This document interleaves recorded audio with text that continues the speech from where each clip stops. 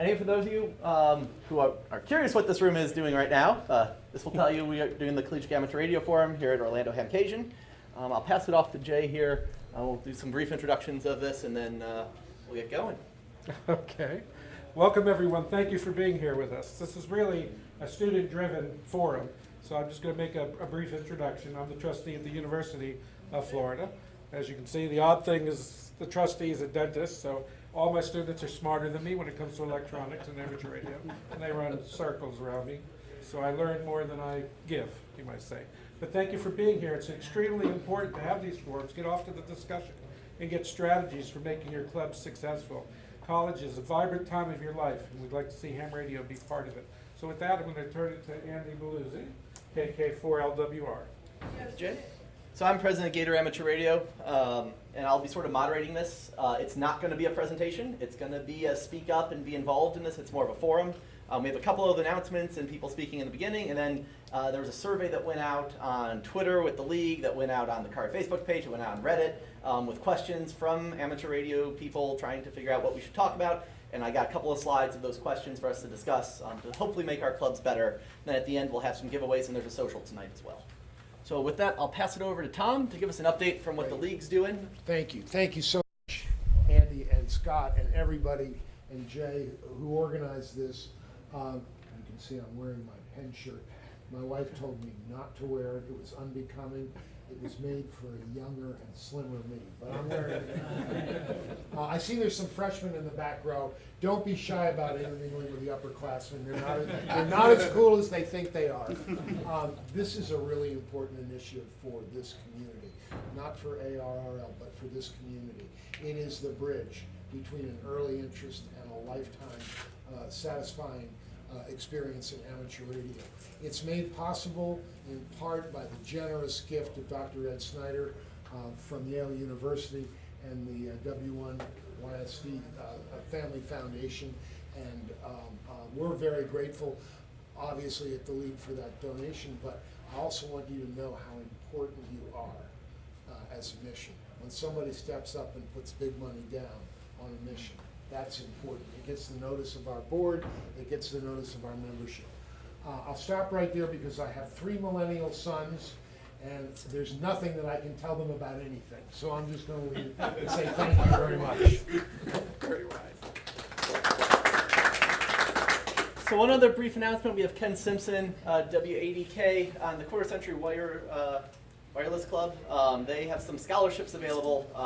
You didn't know the league has scholarships. I think they were just due. But there are still some available. Got the brochures here.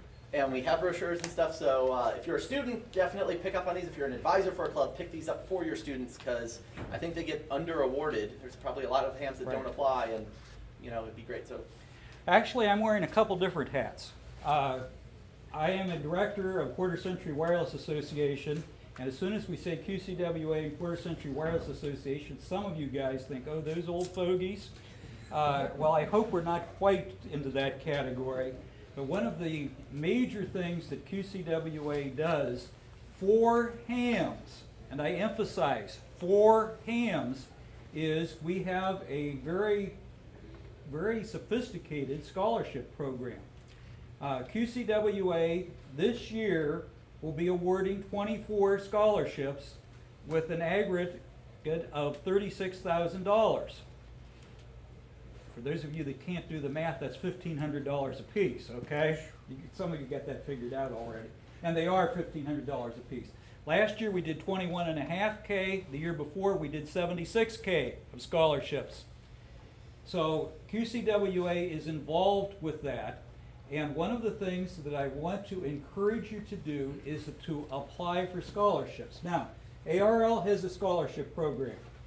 There are other organizations within amateur radio that have scholarship programs. ARRL administers their own and has quite a sophisticated program.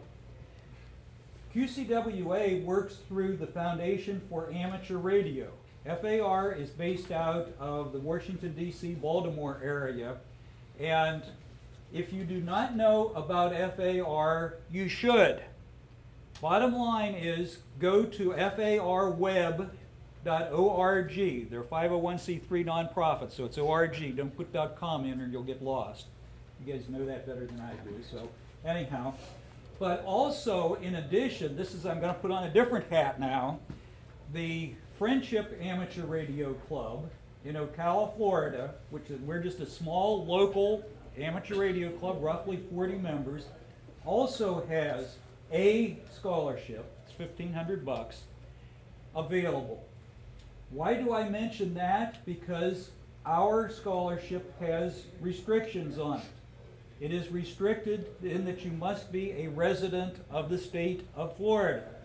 Priority given to Marion County residents because that's where the radio club is, okay? Makes good sense. The second priority given to the surrounding counties.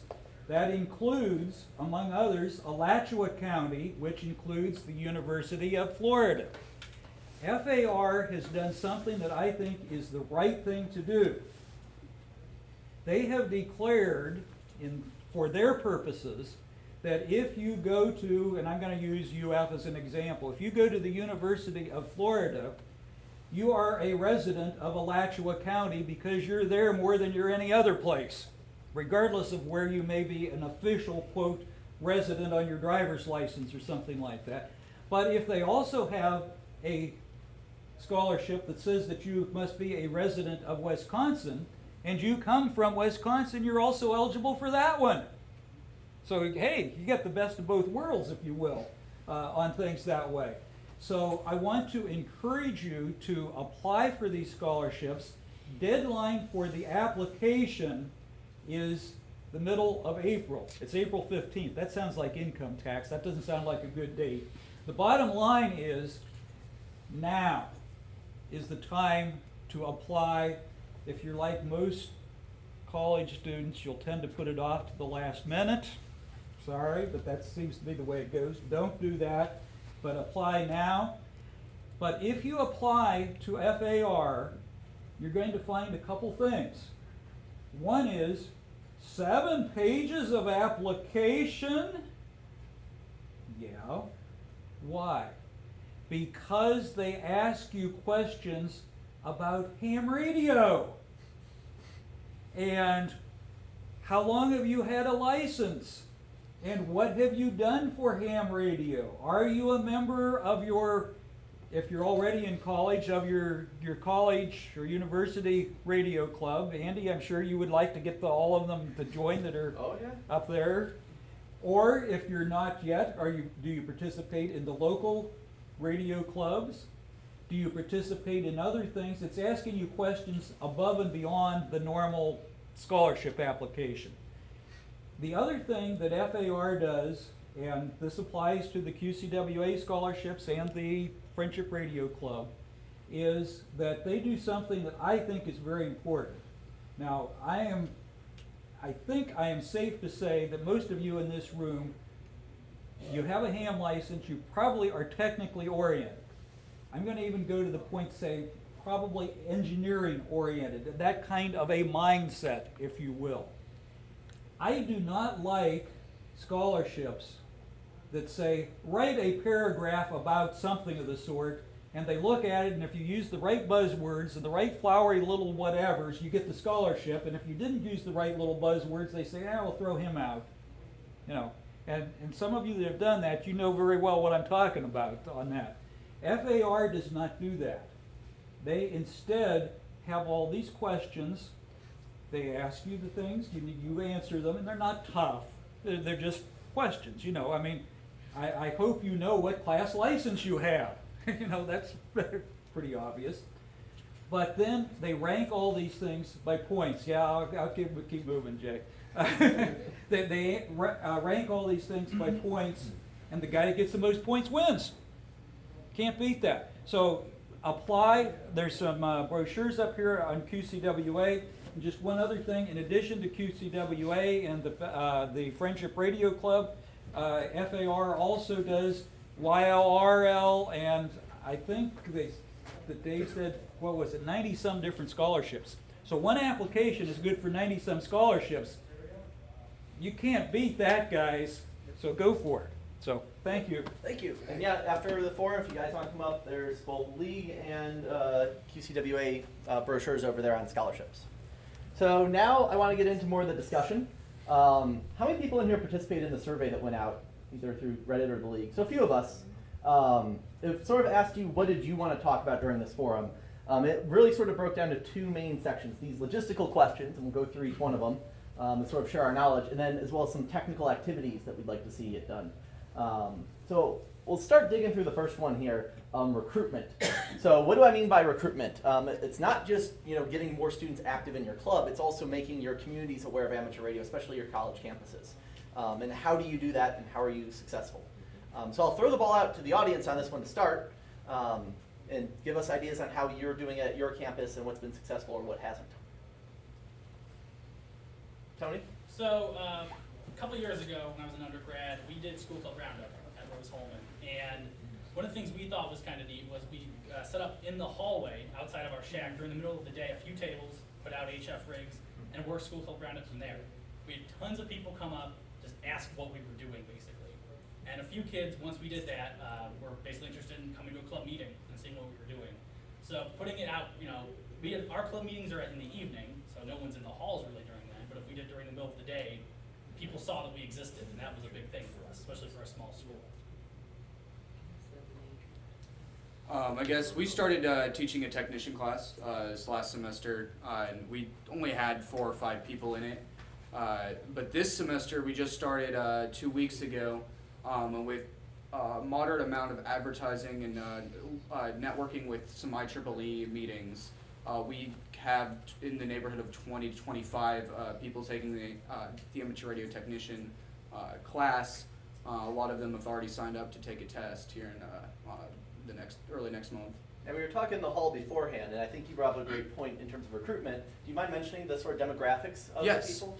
I was really surprised that a lot of them were more computer science than electrical engineering, because I'm one of the only electrical engineers in the club that's really active, and a lot of them are either computer science or computer engineering. I think that has to do with a lot with the software-defined radio, and there's been a lot of stuff going on with Hack5, if you guys know what that is. There was even a presentation on doing some radio hacking, and a lot of people got interested in doing that, so we got a lot of comp sci people from that. Has anyone done any outreach through using a HackRF or a Faraday RF or any of the software-defined radios? Not like the Flex, but like one of the more sort of CS computer sciencey ones. So I know we at the Gator Amateur Radio Club, we put an SDR play up and we hooked it up to our beam, and that's become quite popular. It's wired into one of our computers. We have several HF positions, and that's become quite popular in addition to our Flex, just because you can see so much of the band and you can do some cool stuff. I don't think we have anyone who's actively started developing anything with it yet, but in terms of getting like SDR Sharp up and running and just getting to the basics of it, it's definitely something that I think a lot of students gravitate towards. Is anyone here familiar with the maker community? Okay, so most of the room, I think the maker community is probably the next generation of hams in that sense. I think a lot of us who are probably under 30 in the room would consider ourselves in some part of maker in one way or another. And everyone's familiar with, like on Reddit, RTL SDR, the group there. There's a lot of stuff sort of in the maker community going towards this low power SDR. So the thought is maybe, getting clubs interested in maybe some activities, and I'll bring this up in the next slide on some of the more technical stuff, but that might really help in terms of recruitment, is really getting into software-defined radios. I mean, the cheap little $12 TV tuner, radios are wonderful to get people on the air. So, any other thoughts on recruitment?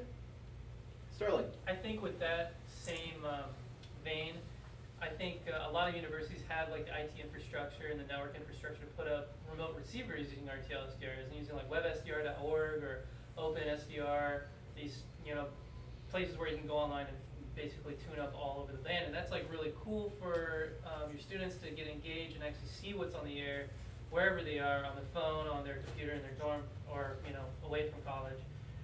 That grounds it at home rather than having to look up a receiver in New Jersey or Helsinki. It'd be cool to have one. Oh, it's at our university. So I think we've been thinking about that. I'm from Tripoli with the AIR. I'm a graduate of that, so we've been thinking about that here and there because our antennas are not being used by any other radios during that free time, And if lightning hits it, well, a $20 dongle is a pretty good lightning arrestor compared to a $6,000 flex radio. So. You know, it's funny you bring up lightning. I was at a Gainesville Amateur Radio Society meeting a few weeks ago, probably a few months ago now, and they brought up lightning tracking as another potential avenue. There's a few friends I have up at Virginia Tech, Magda and blanking on John, I want to say his name is, who are up at Virginia Tech's Amateur Radio Club, and they're Nathaniel. both, huh? Frissell, Nate Frissell? Nathaniel Frissell? No, not Nathan. Oh. Trying to think, I think it's John, yeah. They're both meteorology majors, and they use amateur radio in terms of tracking storms. So, I mean, I think it's definitely something, you know, we talk a lot about the CSs and sort of the double E's and even the maker community, you know, but I think it reaches well beyond that. I know, Jay, you're a dentist. I mean, what got you into amateur radio? What got you to, so for some backstory, he put our club station up in the dental school, and put our antennas on top of the dental school.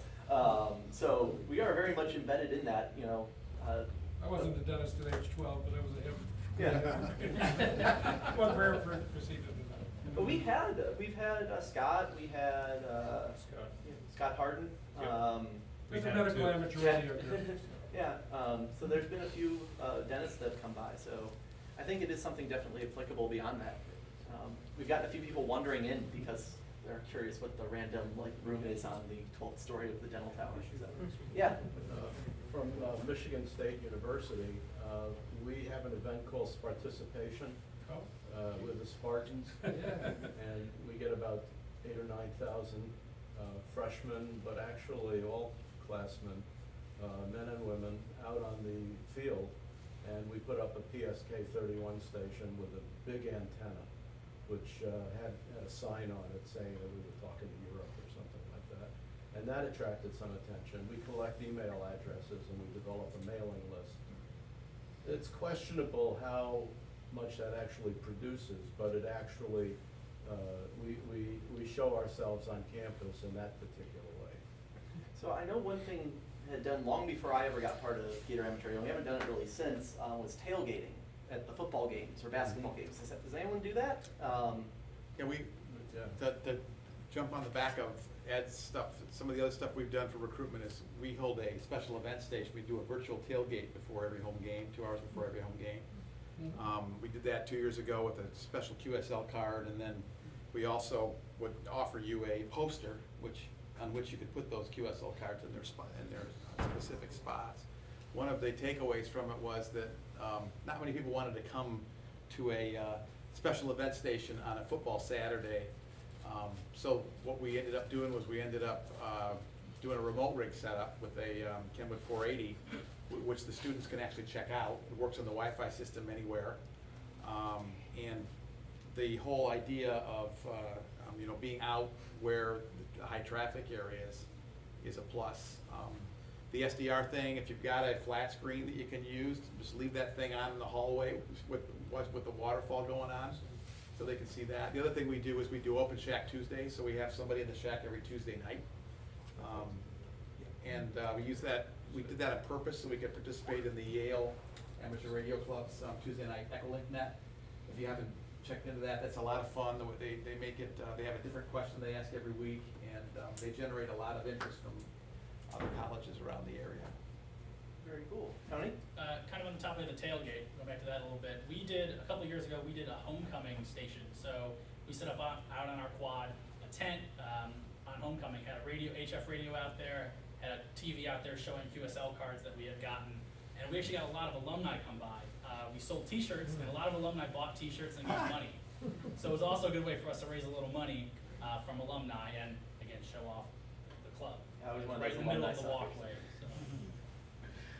So that sort of segues nicely, though, into where we're sort of going later on in these discussions, but I think maybe we should move on to funding. That's probably the most difficult thing for clubs on any campus, regardless if it's amateur radio or anything else.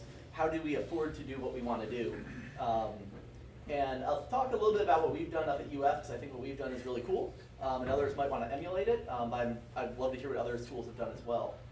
So UF, we've had a long history. We've been there since 1934. We've been a student government club. We've not been a student government club.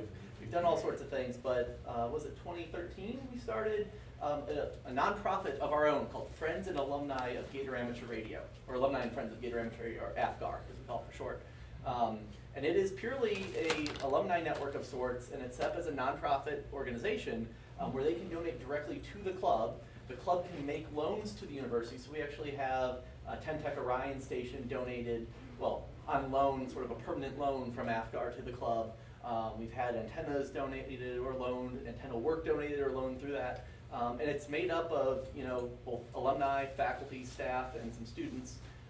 And it's a great way for us to sort of get money. Jay, if you want to chime in on that? Well, we found it was always difficult if you bought a piece of equipment and you wanted to move it under university rules, it was almost impossible.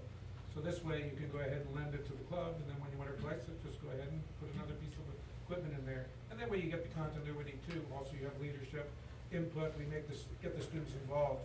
Because students come, students go, you have your ebbs and flows and peaks and valleys and club activity, but that way you have a steady stream of support. And the equipment is really an interesting thing for us. I don't know what other universities are like, but we get an asset tag. And once it gets an asset tag, it's state property, and moving that thing takes an act of God. So, if we want to sell it or something, it's got to go through a big process. We really aren't ever going to see the money from selling it. It's going to go to the University of Florida. So that makes it hard. If we have a flex that we want to trade in for a new flex, we can't really do that with an asset tag on it. But if it's loaned from the nonprofit, that gives us that flexibility. So, Anson, you said you? Yeah, exactly. That's similar to how ours is. With a lot of our main high dollar equipments is on essentially permanent loan from the campus, because when they get ready to get rid of something. We're kind of in a strange situation. We've had a lot of equipment donated to our club. So we're almost to the point where we have more donated radios than radios we bought. Some of the radios were bought with SGA money, and most of those have asset tags.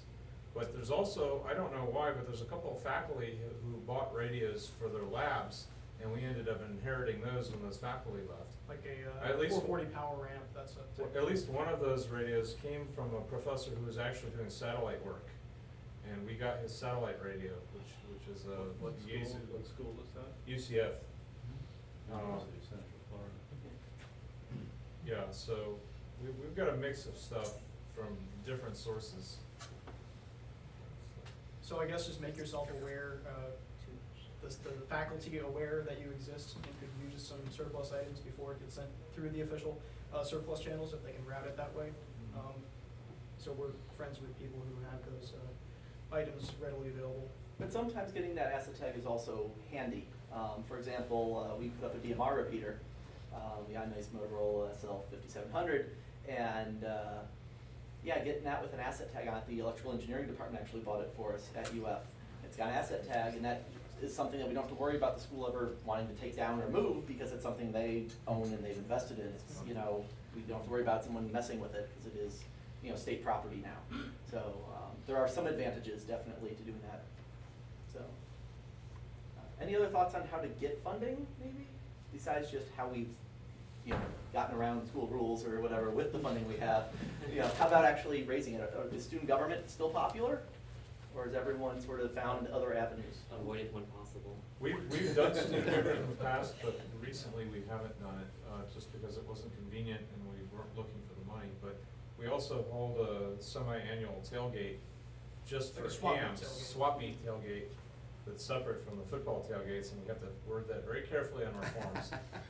But we get a little bit of donations from that, and actually we sell a lot of junk there and get more money from selling the junk than we do from We donations. have a lot of junk to sell. During the swaps, we'll often get a lot of donated surplus gear from just fans And we who want to acquire give it to us. junk too. Exactly. Yeah, And some of our donated radios came from that direction, not all of them, but just because the community is aware of us, we get donations from in other words, not through the tailgate, but because of the tailgate. So that sort of segues nicely, since we've talked about sort of the limitations and the advantages of student funding through the universities. We all have to work within these limitations. How do you deal with that? How do you do your antenna work? I see some chuckles because I know we deal with the same thing at UF. We're friends with the building manager. Yeah, for us, it's evidently students can't climb 180 feet in the air. That's frowned upon for some reason. I can't imagine why. How do you guys deal with that and work within that? Or does everyone just contract out to the best, tower people they can find? We have, in the Lansing area, we have guys that put up TV antennas as an alternative to digital television, and we hired them to climb our tower and put a new beam up. Just something simple. I mean, we were at the point where we were able to go on the roof with someone from facilities. We couldn't go on our tower. So when we did have to contract someone out for at least our dipole, we made sure they put up good pulleys so that in the future we could access it all from the roof alone. And we've At done least that at UF as well. try to do what we could without having to contract out in the future. But some stuff we were just, that's our own choice. Yeah, we put up a VHF tower, about a year and a half ago, and that required a crane, because it's on top of a 12-story building, and then we had them put pulleys up there so that we could do exactly that. Any other thoughts on that? Cool. So alumni and professional networks. This was one that I was surprised to see from the survey results that came up multiple times.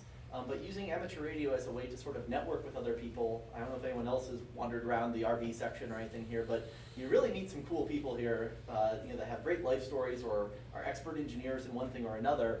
And you sort of build this professional network. I know we sort of keep our alumni close at UF through AFGAR, but do any of the other clubs sort of have that as a marketing option? Because I think for a lot of students, that might be something to consider. I want to join amateur radio, I want to get connected with these people because I want to be an electrical engineer, and that opens me up to that community. Does anyone else do that? Wow, crickets. I mean, we're a smaller school. Where I've experience with this part, Rose Home is a smaller school, which had a fair number of alumni who were hams, but we couldn't really start a foundation or an organization formally. But we at the very least had a Facebook group that was open invite. I just started inviting a few alumni who I knew, and they invited a few others. So we at least have a central place where we post our own updates, in addition to our website. But a Facebook group with pictures, show what we're doing, that sort of thing. So even on a low level, keeping alumni involved, inviting them to the group so they stay around, that's been a good tool. I think it's also a way to get a job. I mean, I know, so full disclosure, Tony's my brother, in case everyone hasn't put that together yet. But you want to tell them about your experience with that? Yeah, definitely mention it on resumes and in interviews. It's been on my resume since I got my license. Every single internship interview I've had, it came up. I worked at Motorola Solutions for a summer in their DMR repeaters group, mainly because I had a ham license, and it's been a big part in that sense. So really do promote it for even your personal professional development, that you're a ham. It can make a big difference. And I've had the same exact experience. We always bounce back with our ham radio getting us a job experience. My first job was an internship or co-op at the Very Large Array Radio Observatory, building antennas, doing RF systems, and learning about radio astronomy. And then I worked in the EMC lab at S&T, building antennas, learning about vector network analysis, analyzing and reverberation in anechoic chambers. And from that, you just generate a huge network, and eventually I got at Boeing doing radio communications work on fighter jets. And having ham radio on your resume was the reason why I got that, because my boss was introducing me to everybody else on the floor, saying, "Oh, this is our ham. He's our new radio guy." And I was like, "Yes, I know why I got this job." And it ended up being really good. Yeah, that happened to me too. When I was in my third year at UF, they always tell you to join clubs that have something to do with what you're learning in school. And so I like signal processing. I'm like, well, radios, that's a lot like signal processing. So I joined the amateur radio club, and then Andy convinced me to get my technician and my general in the same day. And then I ended up putting it on my resumes. And in one of my emails my senior year, which I wasn't getting much response from employers, I put my call sign in extra class radio operator license on my resume, and the email from the secretary of my current employer that I'm just started working with, and it got their attention, and I got a job, and it's awesome, and all because of amateur radio. The UCF club over the years has had quite a few members that got jobs directly from their experience within the club, both through the resume and actually just through meeting people while they were in the club. Got hired straight from one case, a professor hired him, and the professor needed help with National Instruments work on signal processing, and the National Instruments hired him, so. So I mean, I think I'm someone who's hopefully going to graduate soon. I'm going through the job hunt as well right now, and I'm definitely including it on everything. I think that's something that a lot of people don't think about, you know, in collegiate amateur radio is that professional network, you know, and especially what some of the hams before us have done, what they've had to deal with, you know, and you hear some of the old war stories with tubes, and we're trying to restore radios and stuff. There's a lot of experience there, and, you know, you can get a meeting with some of these people purely because you're an amateur radio operator, you know, it's that common ground. And I think that that's something, you know, that sort of ties back into recruitment. You know, that's something to sort of play up when you start saying, you know, this is a community of what we have 800,000 hams in the U.S. right now. So it's a relatively small community of people, but it's all people that are very passionate. So getting into that community and networking within it can definitely be a huge career boost. And, you know, for us trying to, you know, encourage collegiate amateur radio, what a way to get people involved. Yeah, Andy, I'd just add to that, it doesn't even have to be for technical or engineering employment. I worked for J.P. Morgan, and I got calls, 2 or 3 or 4 of them a year from a ham, particularly an international ham looking to get into the training program. And you got to take a call from a ham. You know, you just got to return the call. So use it. You know, play in traffic. It's it's a powerful connection. It doesn't have to be hams just from your school either. Like No, the number of absolutely hams not. I've talked to on the air that I've become friends with and recurringly talked to, and they've said, "Oh, you're looking for a job? Oh, you gotta look here." Or, "Oh, I used to work there," and you sort of get a little bit of insider information. So I think that's something that we don't play up enough. And You know, you're talking a lot about engineers, but, you know, hams come from all different walks of life. And it's very important that you pass the word around on campus that ham radio is an activity that a lot of different kinds of majors would be interested in. The other thing I wanted to say is that alumni play an extremely important role. In the lean years, when amateur radio goes, you know, down, takes a kind of a sagging approach on campus, sometimes the alumni have to kind of hold the fort until some student leadership shows up, or just students. Students are one thing, and then student leadership is another extra on top of that. And so we're working on building that back up again. You can't graduate, Andy, you're keeping your grade. I can help with that. yeah, Dr. Sain's on my PhD committee. So with that, I'm going to segue into some of the technical questions we got. Probably the most common technical question we got, and I think this is because space is just awesome, was on working Oscars. And not just working Oscars, but building satellites. I've had a number of people ask me this, and I refer them directly to AMSAT when they ask me these sorts of things. But so I know UCF has a satellite station. We've got 2 satellite stations plus a whole bunch of mobile satellite stations up at UF. Satellite work was one of the things that a lot of people asked about or wanted to bring up in discussion. So I'll throw that to the floor. You know, what are you guys' thoughts on satellites? Do we have questions on how to do it, or, you know, getting people active? What are your thoughts? Find a research project that wants help with their communications. That's one thing we've got going on right now, is that we have a CubeSat project that one of our members is actually, like, is he the advisor for it? He's the lead developer. Yeah, he's like the lead developer on it. So they immediately like deferred to us to help with like all their ground station, that kind of stuff, And the satellite itself. We're at well, the satellite itself too. We Yeah. got members of the club that are building transceiver for the satellite and for the ground station, and we're probably gonna end up building a dish, and we're refurbishing the club's ground station to talk to it. It doesn't just have to be satellites either. It could be a high altitude balloon as well. That'll be I part of the mean, testing before the satellite. Yeah, yeah.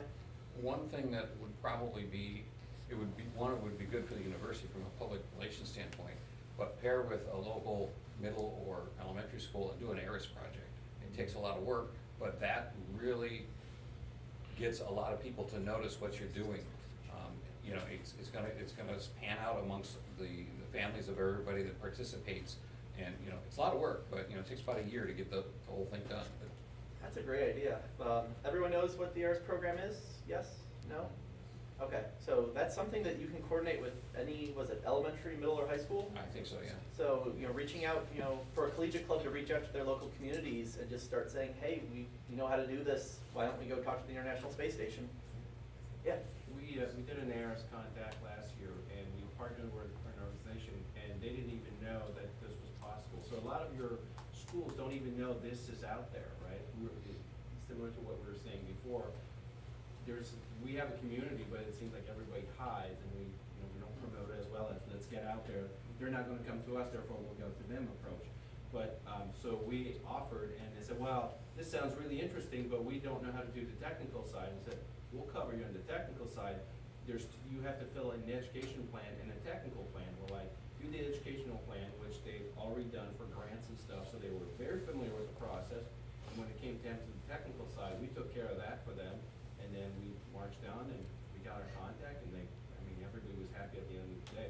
So that's a good opportunity, as you're saying.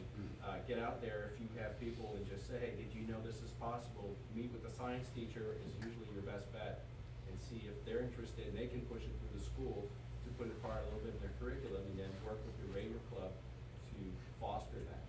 I think that'll also inspire a lot of students that maybe are nervous about working in Oscar to finally learn those skills, learn how to track and all that, and be able to actually make that contact. Because, oh man, I got to learn that. We're all students. We all know, like, oh, man, I don't have to worry about that, but I got this deadline due tomorrow for physics. Well, suddenly you have this deadline. Man, I got to talk to the International Space Station. That's a bit of a deadline I need to get sorted out. So. You don't want to look like a fool in front of the middle school students. Yeah, or in front of NASA, right? NASA will weed that out very quickly. Yeah, trying to tie this back into also the recruitment angle of things. Scouts has a radio merit badge. One of the things that we can do as clubs is to reach out to the scout troops and offer our assistance to them and start them earlier than when they get into college. I think it's the second weekend of every October is Jamboree on the Air. Yep. Third weekend. Third weekend, okay, I was guessing. And Joda's a great thing to reach out to. We were talking a bit about this before the meeting, and I have some information up here. So the students, or the scouts that do Joda, are future collegiate amateur radio operators. So it behooves us to reach out to them and to participate in Joda, either go to a unit in your area or invite them up to your station. Field day. Yeah, field is up. Yeah, if you want. Just to carry on that, two most important things I stress for scouts who are interested in radio scouting. It's such a broad, because now there's at least probably 20 different merit badges related to science, technology. There's robotics, there's radio merit badge, there's signs and signals with texting and CW. But the two most important things looking forward for people who are building careers is if you're able to, and many of you probably got started in scouting by either learning Morse code or got introduced to electronics in that way. But Eagle Scout and amateur radio will far surpass in any way somebody being the lead quarterback on their local football team for longevity. And that is hard to get across to parents, but when you put in that context and say, if you're gonna invest time, what's gonna have the bigger payoff? Those two items on a person's resume are a lifelong career thing, because they open so many doors. How many times, probably for you, gone to a job interview or you mentioned something, oh, I was a scout, second class, whatever it was, or, yeah, I have my amateur radio license, yeah, I'm only a technician, but I've been around for 10, and that opens those doors for those interviews and real jobs that you're really interested in. Cool. I'm just curious, how many people in the room are Eagle Scouts? So that's a pretty good number of people in the room, considering it's about, what, 2 or 3% of the population, and we got, quite a few Need to right say here. more, right? Yeah. Absolutely. So, that's where I first heard about amateur radio was Eagle Scouts. John Castaneda. Yeah, how many people were in the room were just scouts in general? That's pretty good. Boy Scout, Girl Scout, either one, yeah. So that's something worth saying. It's definitely a potential avenue to grow collegiate amateur radio and really sort of continue the youth involvement. Any other thoughts on satellites? I know we sort of got a tangent there on scouting, but yeah, Sterling. Sean, KX9X on YouTube mentions doing balloon launches as well as satellite operations in association with hackerspaces and makerspaces in like bigger cities. Because I don't know if like Rolla or something has a makerspace. It's also something worthwhile to consider. And he mentioned ballooning as well. For some reason, launching a balloon into space is like a huge media attention grabber, because you have all these young kids getting interested in science and STEM. With the pictures coming from space, and that's something that can be easily done Even simpler than getting like a weather balloon, you can do it with like party balloons and use really light weights. A lot of balloon manufacturers and electronics manufacturers are coming out with much lighter weight. I'm trying to work on a project where we're doing like a crossband repeater on a like 11-gram PCB. So there's something I could use with from the Collegiate, or throw at you guys to You're gonna publish that, right? Yeah, it's already on my website. It's just in thought, but ballooning is a big thing too. Yeah, and I know here in Orlando we got FamiLab, Yep. and they're a huge makerspace. I know Gainesville's a hackerspace. So I think most towns, definitely collegiate towns, will have a makerspace or a hackerspace that you could probably get involved with. And again, that might bring new people into the hobby, not necessarily college students even, but you might just get general people interested in amateur radio through that. And they might be donors as well. So the other big one that was brought up is software-defined radios. And we touched on this earlier about RTL SDRs, but the comments that were brought up were both on the contesting and operational side. It sounded like at least some of the people that responded to the forum question, talk on the air and the advantages of an SDR for that, but also for the experimentation side. Just curious, how many collegiate clubs are running an SDR of any type? An RTL SDR or more. So that's pretty much all of us, right? I know we have a Flex 5000A up at UF, and we have the SDR play, and probably a slew of RTL SDRs. Are you guys doing anything with them? I'm assuming if you have a Flex or something like that, you're probably using Turn that it for on every contesting. meeting. Yeah. But are you guys actively doing any projects? So one of my thoughts, and I was talking to both Bob and Tom about this briefly earlier, was maybe a league bounty of sorts for college clubs around this sort of technology. Imagine if the league put out create an app that uses an RTL SDR to do something, and we'll feature it on our website, and you can download it. Maybe it's a contesting app that, you plug in your radio to that, and it will pull out call signs on PSK for you and just give you sort of a nice waterfall display, so you can have a spotter of sorts while you're actually on the air. So that's some of the more maker approaches that I've thought of, to sort of doing this. Has anyone done that within their clubs? We've talked about having CSs involved. Is that something that's of interest? Quiet, so no? Well, at least with us, I'd say the majority of the people who come on by and are interested enough to show up to a meeting and inquire, I'd say probably at least 90% of them are doing that for some SDR reason. Whether it be some arbitrary protocol use or just they've heard of an SDR, they kind of vaguely know what it is and want to know more. So I agree with you. Do for senior design Half of practice. our members own SDRs, and the satellite project we're working is SDR based. So And there's a lot of stuff that you can do. Like you can actually track the NOAA weatherbirds around 1.7 gig. You can downlink that from one of those cheap RTL SDRs. You don't need a big dish or anything either. You don't get the best image, but you can do it. I've seen that shared on Reddit before. I think one thing we tried to do, and this kind of depended on equipment availability, was, if we're not in the shack, make our antennas do something. They're just sitting there otherwise. Hook them up to an RTL SDR, make an APRSI gate or something, just so that when you're not in the shack, you can turn something on and the antennas are still doing something for you, basically getting the most out of it. And that's a cheap lightning arrestor.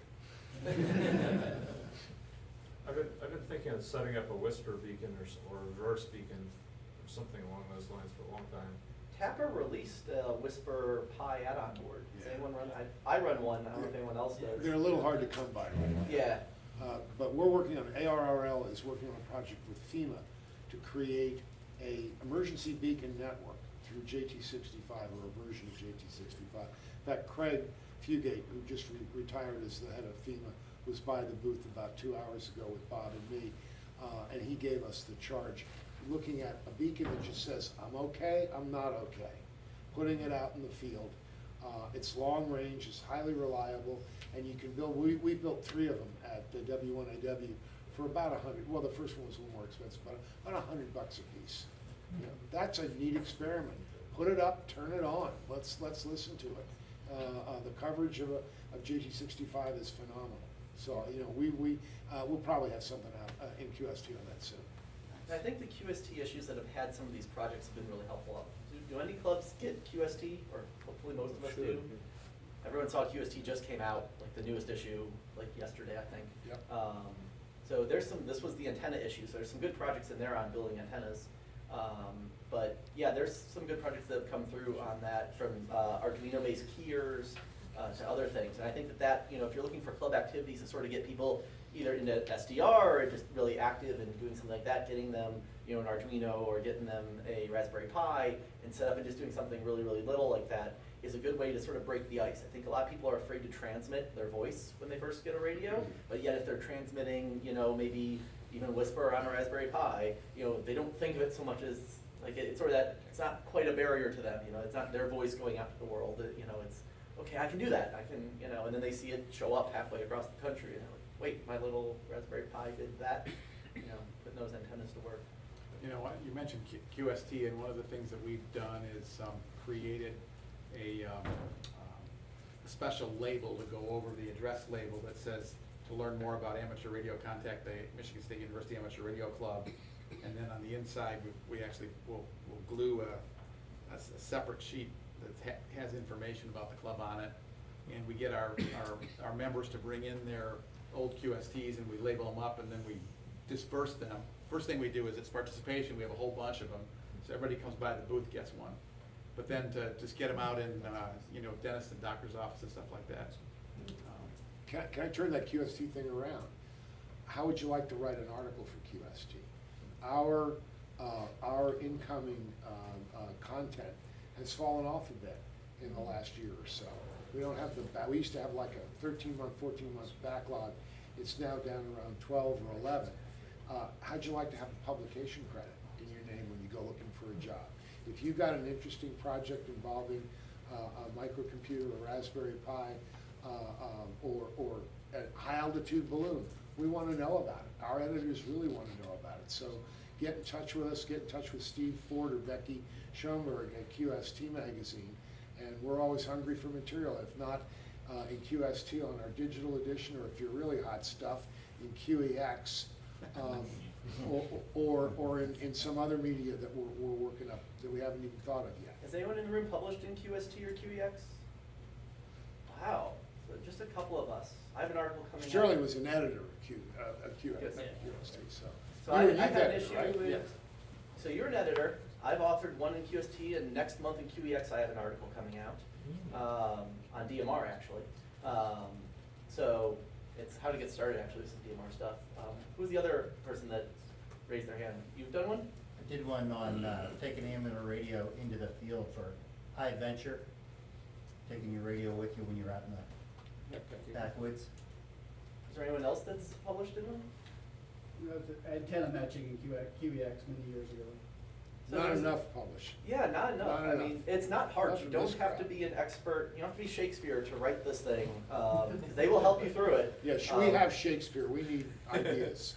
Yeah, and it's not, they get back to you really quick. Like, whenever I've had an article submitted, I've heard back within like a month or two. It's better than academic journal publications in terms of hearing back. Not like I'm waiting on any of those right now. So, But please, 400 to 800 words, not fooling. 400 to 800 words. yeah. That's the ideal size. And they also pay you to publish in them We too. do. So it's totally, you know, it's a good way to raise funds. The article I did in QST, I did with two other hams, and it was on School Club Roundup, and we all got some money for it, and we all kicked it back to our clubs. That was all, we all sort of agreed, just as, you know, putting it back into the system. So, you know, it's a good fundraiser as well. Not to mention, it's sort of cool to see your name in print. So. Cool. Well, with that in mind, we have about 10 minutes left, and there's a couple of things left on the agenda. I do want to highlight some upcoming activities. Everyone is aware of School Club Roundup. Happens twice a year. One's in February. What month are we in right now? February. Right, it's not next week, but the week after. So School Club Roundup's coming up. And then, of course, Dayton HamVention. I'm suspecting there will be a forum there following up to this forum. I would be shocked if there isn't. And I think we sort of started the ball rolling here, and we need to get this thing to snowball and really to continue to grow. Now that the league's super behind it, we have now community building up behind it. I think this is sort of the next steps. And maybe we need to figure out something to do in the fall in terms of getting everyone together. So, you know, some upcoming activities. JOTA, you said, is... Third weekend in October, and the National Jamboree is in West Virginia in July. 30,000 scouts will be there in K2BSA, and also with support from ARRL to be on the air there. Looking for contacts, always looking for contacts for those future engineers and comm sci people. So My first QSL card was K2VSA There you National go. Jamboree. There you go. So definitely get on the air with that. And for those of you who don't know, there is a Yahoo group for School Club Roundup. There's the Facebook group though for Kari, and I would encourage everyone to hop on there and post upcoming activities because there's so many different things it's hard for me to keep track. I know we did an SEC, Collegiate Amateur Radio Day for the last few years, but that was only really advertised between the SEC schools. It wasn't really advertised, out, beyond that. So I think using the Facebook hub, using Reddit, using social media, sort of that, central point is a good idea. Yeah, who's gonna write up this for QST? I already committed the article. It's actually half written already. So that segues neatly into a couple of other things. First, I do want to call upon Anson. So go, if you want to, there's 2 slides. So. Okay, yes, so Anson Schur from UCF. Just after the presentation, we're going to have a little informal social / meetup kind of thing back at the UCF campus. Can show you guys the shack, get up on the air a little bit if you want, and have fun. Directions. Yes. What's about really a half easy to an get to hour. from here? It is. About a half an hour or It's like 15 minutes. 80% more if you don't want to pay tolls. Yeah, well, no, it's actually like 15 minutes if you take 4 hours. It's Okay. actually like that. Depends on time of day, so 15 to 30 minutes. And we'll be hanging out there tonight, probably power up the rigs. I don't know if we can use W1AW stroke 4 or something, but that'd be kind of cool. But You can use K4 UCA Yeah. if you want. Yeah. Cool. One other thing, and I know this has been happening. Like I said, I am writing a QST article on this. If you have taken photos from HamCation that involve college hams, I know Scott's already taken a few and put them up on the group. Email them to me, Andy@gatorradio.org. I will likely reply with the league's standard photo release so that I can get that process started as soon as possible. Because I do want to put together a whole bunch of photos, stories, and pictures and stuff for QST and get that out hopefully before Dayton. So I'm in sort of a writing kick right now. So if you want to get me stuff, dissertations do that to you. So if you want to get me stuff, the sooner the better. Feel free to shoot me a mail. It's Andy@gatorradio.org, and I'm going to put that together and hopefully we can have a really, really big QST feature on this. Maybe a cover or something if we can get the photos to do that. So I think with that, that is it. The one last request that I'd like everyone to do is everyone who's here, if you can all come up front in front of the logo, I want to get a big picture. And then after that, we have some giveaways courtesy of the league that I'll go